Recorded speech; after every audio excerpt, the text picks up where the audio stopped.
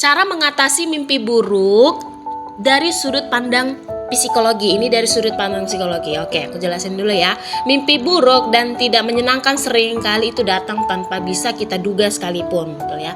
Hal itu bisa saja terjadi akibat kita sering menonton, terus mendengar, terus juga merasakan ketika kita sadar. Nah, dalam kasus ini biasanya mimpi buruk itu merupakan manifestasi dari ketakutan serta kegelisahan yang terus-menerus kita pikirkan dan pada akhirnya muncul di dalam mimpi kita. Nah, mimpi buruk yang paling banyak dilaporkan itu adalah muncul monster misalkan, atau munculnya iblis misalkan. Nah, biasanya ini terjadi pada anak-anak. Banyak ini terjadi pada anak-anak. Nah, mimpi tentang kematian orang dewasa juga mengalami. Dikejar, terus terjebak ataupun dipermalukan. Pasti nggak enak ya. Nah, ketika mimpi buruk itu terjadi dalam frekuensi yang sering dan berulang, bisa jadi hal itu adalah ciri dari satu permasalahan psikologi seperti pengalaman traumatik ataupun post traumatic stress disorder atau disebut PTSD yang membutuhkan penanganan langsung dari profesional. Bayangin nih, karena akibat mimpi terganggu psikologisnya butuh penanganan profesional. Nah, ini adalah tips-tips yang akan mengatasi mimpi buruk. Yang pertama, lepaskan diri itu dari sejumlah perasaan negatif sebelum tidur.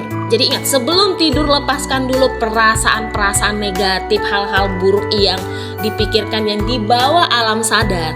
60 menit sebelum tidur jangan lupa dari waktu yang penting untuk membatasi diri dari menonton hal yang menakutkan atau melihat hal yang membuat diri kita itu semakin cemas.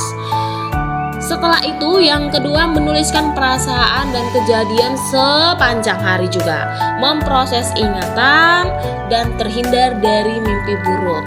Nah, yang ketiga, membuat suasana tidur yang menyenangkan. Hal ini bisa juga dilakukan dengan menikmati aktivitas seni, misalkan melukis sebelum tidur, atau bermusik, mendengarkan musik-musik yang santai, yang tenang, dengan menggunakan gerakan tubuh yang ringan. Ini bisa membantu loh. Selanjutnya adalah jangan lupa berjemur setiap pagi di bawah matahari. Nah, kenapa? Secara efektif dapat meningkatkan hormon serotonin. Hormon serotonin ini membantu tidurmu menjadi lebih baik.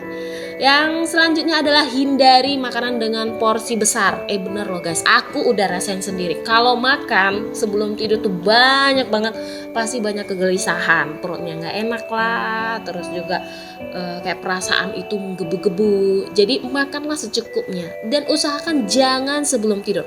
Usahakan sekitar jam 7, nanti jam 9-nya tidur. Jadi 2 jam sebelum tidur itu paling telat.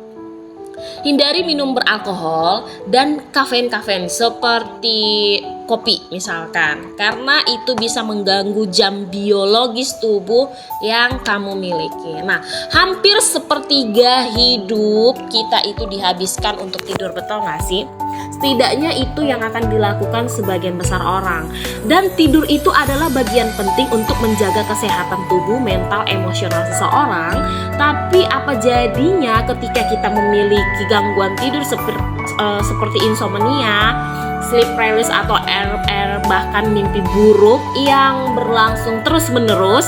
Nah, itu akan mengganggu jam tidur kita juga, mengganggu secara psikologis dan biologis dalam diri kita.